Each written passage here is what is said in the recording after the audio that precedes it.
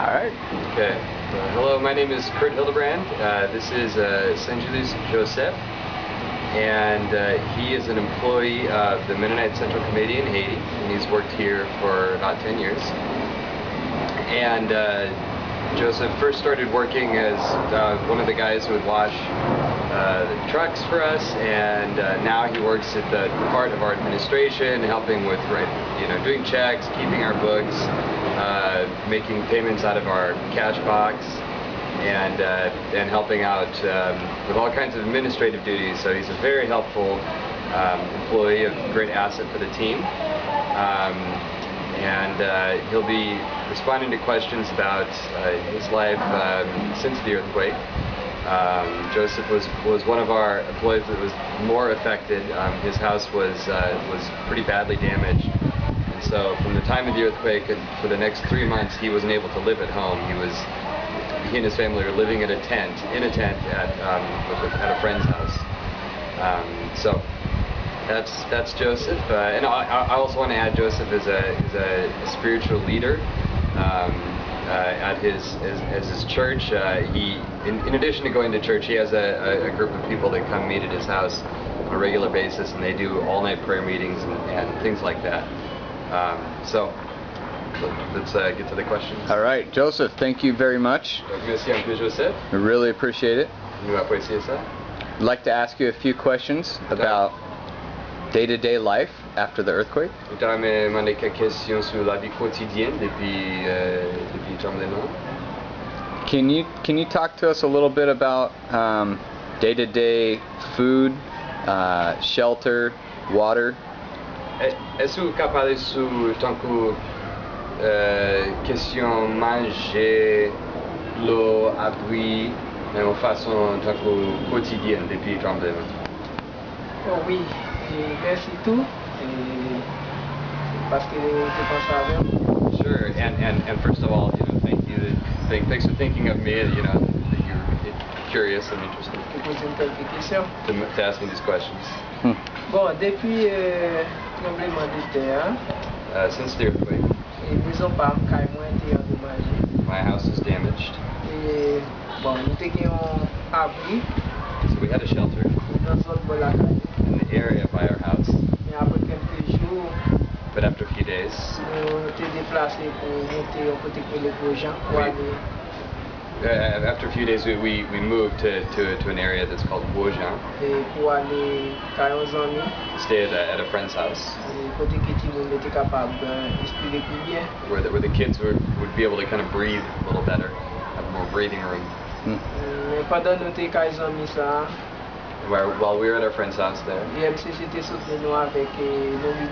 MCC helped us out with food. And we were always able to, at that place, we were always able to get water. After 2 months, we repaired the house and returned to our house. And now we're staying at the house. Pour manger, nous toujours organisés nous avec comme que nous travaillons, nous touchons. For food, we just organize ourselves with our salaries. C'est avec ça nous pensons les familles. That's how I take care of the family. Our kids. My wife. And also a niece. And for water, the area where we live doesn't have any water. When I say it doesn't have water, that means that we don't have like the city water. We always have to buy the water.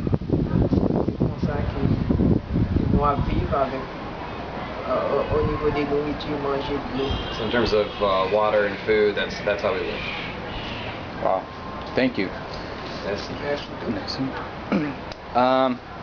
And then I'd like to ask you about like your place of worship and how that was affected, and how has the earthquake affected your spiritual life? Donc après ça a été demandé sur côté où fait adoration, qui comment été affecté, et puis après ça pour parler sur qui effet ça gagne sur la vie spirituelle. Côté que nous faisons adoration, the place where we worship, nous pas gagner travail We don't have like a building ou bien l'église or a church, personnelle. personal, Parce que c'est un groupe because it's a group inter-église. and it's an inter-church group. Nous réunis We meet chaque lundi every Monday, et mercredi Wednesday, et puis vendredi Friday dans une maison différente. in a different house Côté que Wow. nous concentrons nous where we concentrate ourselves et pour la prière. for prayer. Et nous toujours à aider d'autres monde And we always go help other qui people pas fait partie du groupe là, that aren't part of our group, qui toujours viennent côté nous that always come next to where we are pour nous aider, venir aider dans la prière. for us to help them, encourage them in prayer too. Donc c'est comme ça que nous fonctionnons. And that's how we work. Et nous toujours aller à l'hôpital, And we always go to the hospital, à visiter malades. visit sick people there. Et puis nous allons aller dans quelques autres zones tout, We go into some other areas as well pour faire quelques services d'évangélisation. to preach the gospel, new services that spread the gospel. Bon, après le tremblement de terre là, After the earthquake, et ça vient pas nous plus engouement, engouement, ça vient pas nous plus dévouement, ça vient pas nous plus comme on a dit ça vient pas nous plus encouragement. Okay, since the earthquake, it's really put some wind in our sails Pour nous faire travailler ça. to keep doing this work, Parce que nous sommes toujours à prêcher un évangile vivant because we were always preaching the living gospel, et ça va nous plus courage toujours and that's given us more courage. après le tremblement de Since the terre. earthquake. Parce que si nous-mêmes dans le groupe là, Because of those of us in the group, et c'est pas que nous une qui gagne rien, if pas que nous une dans le groupe là qui gagne rien. none of us have anything. Ça veut dire que c'est parce que bon Dieu lui-même il t'a protégé. Oh, like none of us. Well, when he said none of us have anything, like none of us were hurt in any way. None of us. Oh. Yeah. Because God is protecting us. Yeah. Donc ça vient pas nous plus encouragement pour nous faire travailler ça. Like that encourages us Parce even que more. c'est ça que nous constatons Because that's the way we feel about it à is travers la Bible. in terms of like what the Bible says. Nous voyons que le retour de Jésus pas loin.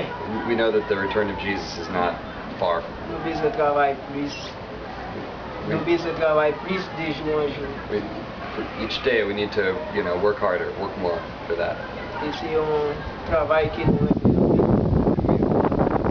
et après-midi là nous gagnons un service. And this afternoon we have a service. Nous avons l'autre monde qui demande nos services We're going to go to do a service for someone else who had asked us to come do a service à 4h30. at 4:30. Wow. Thank you very much. Really appreciate it. Merci un peu, nous apprécions ça. Merci tout. All right. Okay, yeah.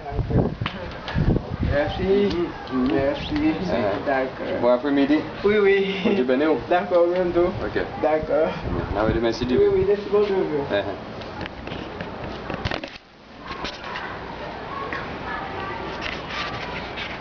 We're gonna do it. That's us, dude. It's videoing.